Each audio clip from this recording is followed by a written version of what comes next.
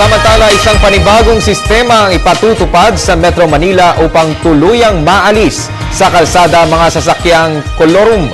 Ito ay sa pagtutulungan ng MMDA, LTFRB at mga lehitimong transport groups. Alamin natin ito sa ulat ni Joseph Parafina. Inaasang mababawasan na at dahan-dahan mawawala ang mga kolorum na naglipana sa mga kalsada ng Metro Manila. Ito'y matapos na lumagda sa kasunduan ng MMDA, Transport Groups at LTFRB. Ito sa opisyal na paglulunsad ng itaging na siyang palatandaan kung ang isang sasakyang bumabiyahe ay kolorum o hindi.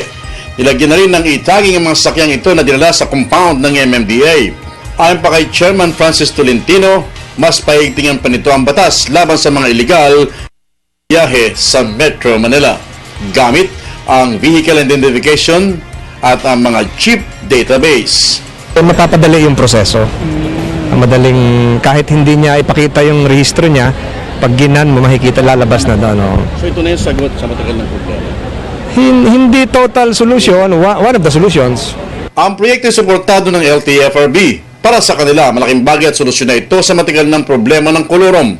Tinatayang mahigit 400 piso ang gagasusin ng isang operator para dito. With this proposal from the transport group, we're using technology po para matulungan din natin ang gobyerno at ang transport sector para tanggalin yung mga unauthorized vehicles.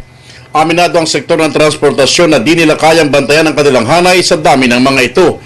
Kaya't ganoon na lamang kanilang pagsuporta sa proyektong ito na marami ang makikinabang. Ito na nga yung sinamantala namin na pumayag ang chairman ng MMDA, pumayag naman ang LTFRB na chairman din, chairman ako. So, sa kagustuhan namin, dahil kami ang may kagustuhan, pagkat nagsasawa na rin kami kahit anong daing namin.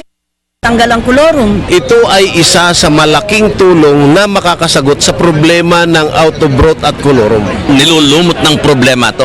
High school pa ako, problema na ang out of line, problema na ang kolorum.